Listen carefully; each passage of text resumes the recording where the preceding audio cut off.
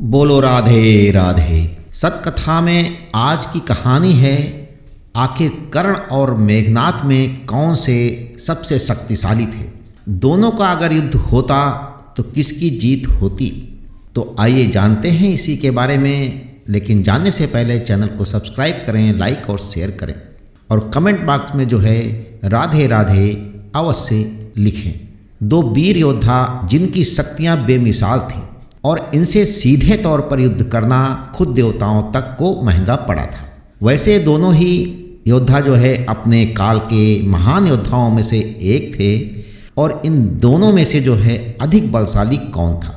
वो दो योद्धा कोई और नहीं बल्कि रामायण काल में जो है स्वर्ग को जीतने वाले रावण के पुत्र मेघनाद थे और वहीं दूसरी तरफ महाभारत के एक शक्तिशाली योद्धा यानी कि सूर्यपुत्र दानवीर कर्ण हैं।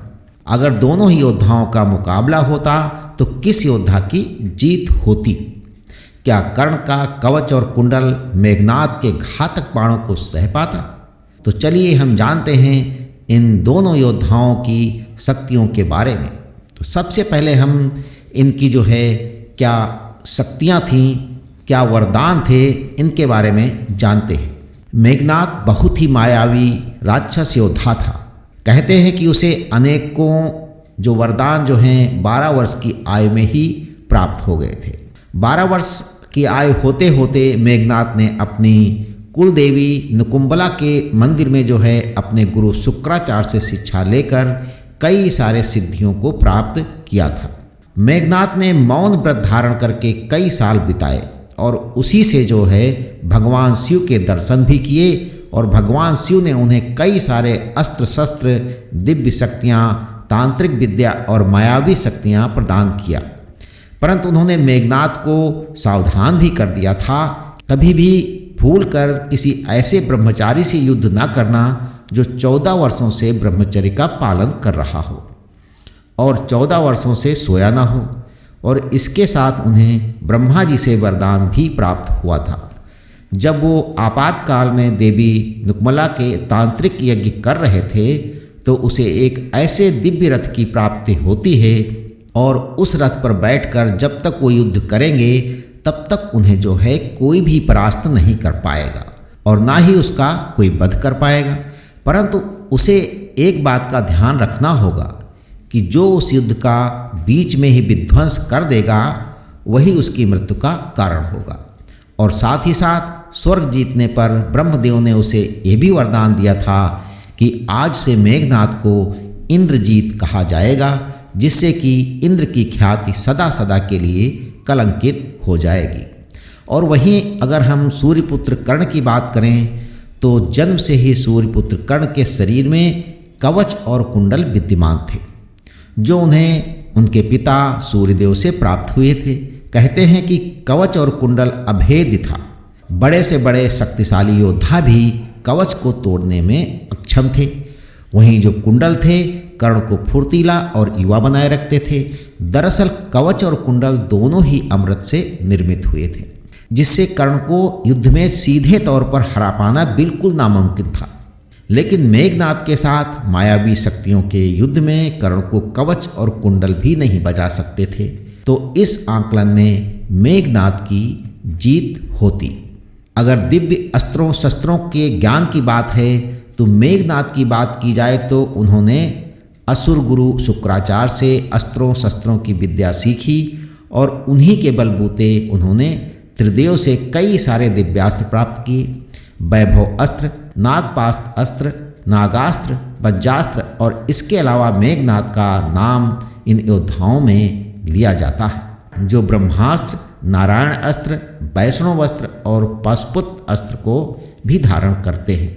वहीं मेघनाद ने स्वर्ग के देवताओं को हराकर उनके सभी अस्त्रों शस्त्रों पर अधिकार कर लिया था। सिर्फ यही नहीं, असुर गुरु शुक्राचार्य ने उसे 7 महायज्ञों की दीक्षा भी दी थी, जिनमें से एक महायज्ञ भी करना बेहद कठिन है। और यह भी कहा जाता है कि मेघनाद का नाम उन योद्धाओं में से लिया जाता है जो कि आदिकाल से महायज्ञ को करने में सफल हो पाए थे। इनमें से एक था वैष्णव यज्ञ, जिसे केवल भगवान विष्णु और मेघनाद ही संपन्न कर पाए थे। वहीं अगर बात करें कर्ण की, तो कर्ण भी उन्हीं योद्धाओं की श्रेणी में शुमार हैं जिन्होंने वैष्णव यज्ञ को किया था। वो भी महाभारत में कहते हैं कि कर्ण ने अपनी शिक्षा झूठ बोलकर खुद परशुराम जी से सीखी थी। जहाँ परशुराम जी ने अन्य असंख्य अस्त्रों शस्त्रों का ज्ञान दिया और उनके पास महान अस्त्र थे, जैसे अग्न्यास्त्र, पर्जन्यास्त्र, वैभवास्त्र, देवास्त्र और नारायणास्त्र और ब्रह्मास्त्र, वही उनके एक ऐसे अस्त्र शस्त्र की भी प्राप्ति हुई थी जिसके बदले उन्होंने कवच और कुंडल इंद्र को दान में दिए थे। और वो अस्त्र था अमोघ अस्त्र, जिसका इस्तेमाल वो सिर्फ एक ही बार कर सकते थे और वो जिसका भी नाम लेते तो उसको अवश्य मार गिराते। साथ ही इन सब दिव्यास्त्रों को चलाने के लिए उन्होंने परशुराम जी से विजय धनुष भी लिया था, जिसका इस्तेमाल करने से दिव्यास्त्रों की दूरी और क्षमता और भी अधिक बढ़ जाती थी। वहीं अगर मेघनाद और कर्ण का मुकाबला होता तो दिव्यास्त्रों के आधार पर होता, तो मेघनाद का हर दिव्यास्त्र का जवाब कर्ण के पास मौजूद होता, और वही गलती से अगर कोई भी दिव्यास्त्र कर्ण को लगता तो उनका कवच और कुंडल कर्ण को अवश्य बचा लेता। ऐसे में दिव्यास्त्रों की प्रतिस्पर्धा में कर्ण की जीत होती। अब बात रही रण कौशल की, तो मेघनाद की बात जो है, तो उन्होंने देवासुर के संग्राम के समय जब रावण ने सभी देवताओं को इंद्र समेत बंदी बना लिया था और कारागार में डाल दिया था, उसके कुछ समय बाद देवता कारागार से भागने में सफल हुए। साथ ही साथ उन्होंने रावण को सुस्त अवस्था में बंदी बनाकर भी ले गए, परंतु मेघनाद ने पीछे से अपने दिव्य रथों पर आरूढ़ होकर देवों और आक्रमण किए देव सेनापति भगवान को ठीक उसी समय देवताओं की रक्षा करने के लिए आ गए, परंतु मेघनाद को वो भी हरा नहीं पाए। और मेघनाद न केवल देवताओं को पराजित किया बल्कि इंद्र को बंदी बनाकर वापस लंका ले आया और उसने जो है स्वर्ग को भी जीता। कहते हैं कि मेघनाद ने अपने बल पर रावण को कई सारी जीत दिलवाई थी और वो जो है रावण का सबसे शक्तिशाली सेनापति था। मेघनाद अपने पूरे जीवन काल में एक ही बार पराजित हुआ था और वो भी उसका अंतिम युद्ध था, जहां उसकी हार और मृत्यु स्वयं लक्ष्मण जी के हाथ हुई थी। और वहीं बात की जाए कर्ण की, तो कर्ण बेहद ही शक्तिशाली योद्धा था। महाभारत में केवल एक ही ऐसा योद्धा था जिसने दिग्विजय यात्रा की उपलब्धि को हासिल किया था। वो कोई और नहीं बल्कि स्वयं कर्ण था। कर्ण ने चारों दिशाओं में संपूर्ण जगत को जीत लिया था। उन्होंने अपने दिग्विजय यात्रा में आर्यवर्त के सभी राजाओं को हराया। द्रौपद पहला ऐसा युद्ध था जिसे कर्ण ने अपने दिग्विजय से हराया था और कर्ण ने द्रौपद पश्चिम दिशा के सभी राजाओं को हराया।